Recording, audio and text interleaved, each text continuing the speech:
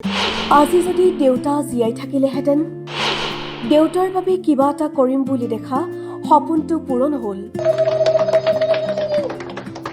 দেউতা আজি নাই। দেউতাৰ স্মৃতি চিৰযুগমীয়া কৰি ৰখাৰ মোৰ এয়া ক্ষুদ্ৰ প্ৰয়াস। সৰুপথাৰ মহাবিদ্যালয় যেতিয়ালৈকে থাকিব, তেতিয়ালৈকে মোৰ দেউতাৰ স্মৃতি যুগমীয়া হৈ থাকিব।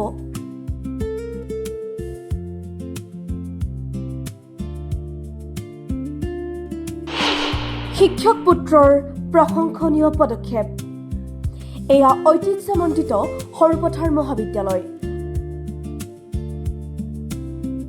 সোণালী জয়ন্তী গৰকা সৰুপথাৰ মহাবিদ্যালয়ত এতিয়াৰে পৰা এক নতুন সংযোজন, অত্যাধুনিক কনফাৰেন্স হল। সৰুপথাৰ সমষ্টিৰ জনপ্ৰিয় বিধায়ক বিশ্বজিৎ ফুকনৰ অনন্য পদক্ষেপ। ৰাজেন ফুকন সোঁৱৰণী সভাগৃহ।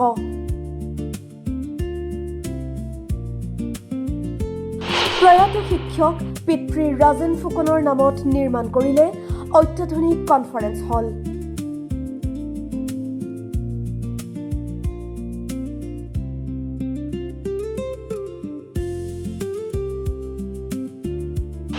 দূৰ হ'ল সৰুপথাৰ মহাবিদ্যালয়ৰ দীৰ্ঘদিনীয়া সমস্যা। প্ৰয়াত পিতৃক জীয়াই ৰখাৰ প্ৰয়াস বিধায়ক বিশ্বজিৎ ফুকনৰ।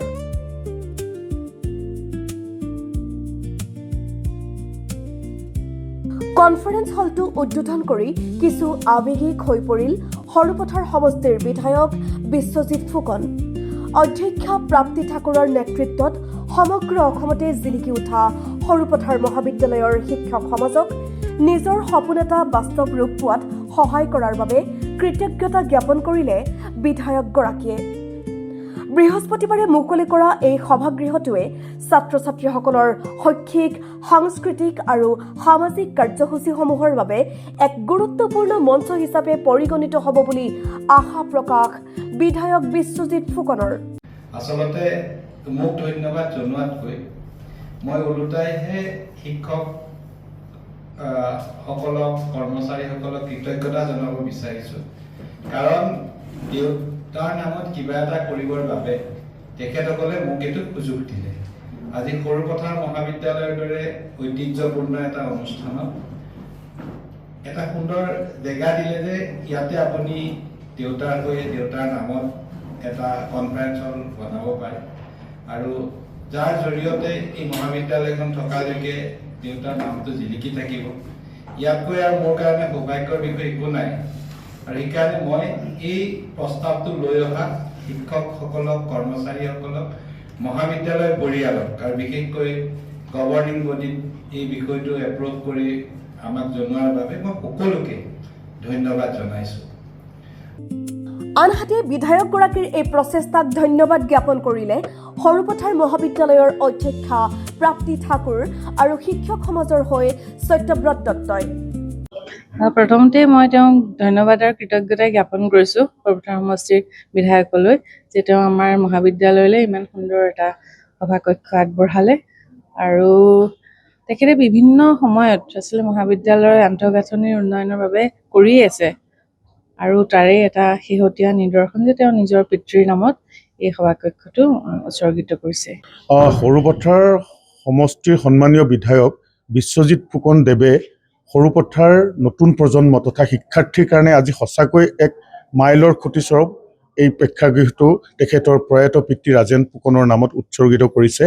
আমি নথৈ আনন্দিত হৈছোঁ। সৰুপথাৰ মহাবিদ্যালয় শিক্ষক গোট, সৰুপথাৰ মহাবিদ্যালয়ৰ ছাত্ৰ ছাত্ৰী, সমগ্ৰ অসমৰ বিদ্যায়তনিক জগতত এনেকুৱা ধৰণৰ উন্নত মানৰ ডিজিটেল কনফাৰেন্স হল ক'তো নাই বুলি আমি ইতিমধ্যে গম পাইছোঁ। এই কনফাৰেন্স হলে অনাগত দিনত বৌদ্ধিক জয়যাত্ৰাত আমাৰ ছাত্ৰ ছাত্ৰীক প্ৰভূত সহায় কৰিব। বিভিন্ন ছেমিনাৰ, চিম্পজিয়াম বা বিভিন্ন আলোচনা চক্ৰৰ বাবে আমি এই প্ৰেক্ষাগৃহ ব্যৱহাৰ কৰিব পাৰিম। বিশ্বজিৎ ফুকন দেৱ, তেখেতৰ পৰিয়ালবৰ্গ, সন্মানীয় অধ্যক্ষ ডক্টৰ প্ৰাপ্তি ঠাকুৰ দেৱে এই সময়ছোৱাত সৰুপথাৰ মহাবিদ্যালয়ৰ বাবে যিখিনি কৰিছে সেয়া প্ৰজন্মৰ বাবে এক নতুন আশাৰ বতৰা হৈ ৰৈ থাকিব, আৰু আমি কঢ়িয়াই লৈ যাম তেখেতৰ এই অৱদানক।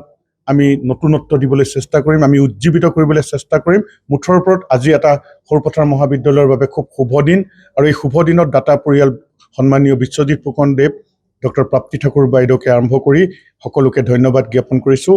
আৰু স্বৰ্গীয় ৰাজেন ফুকন সভাগৃহৰ আজি আমাৰ মাজত উপস্থিত থকা সকলো গণ্যমান্য ব্যক্তি, প্ৰাক্তন শিক্ষক সকলোকে ধন্যবাদ জ্ঞাপন কৰিছোঁ।